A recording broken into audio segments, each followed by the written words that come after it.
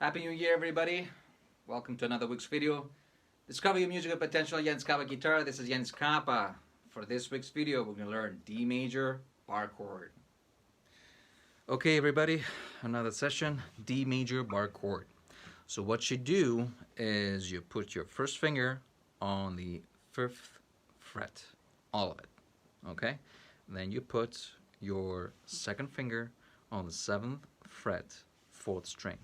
Then you put your third finger on 7th fret, 3rd string, and then you put your pinky finger right underneath on the 7th fret, 2nd string.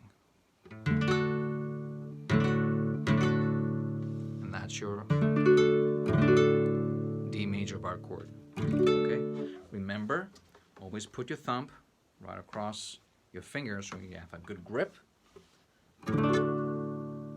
And make sure you use your fingertips right here in order to have clear sounds in between the lines. You see that? Don't go on the line, just in between these two lines right here, right inside the 7th fret.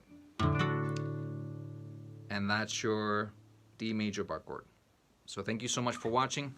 Don't forget to subscribe to my channel, click the bell icon, comment, and I'll see you guys next time. Take care.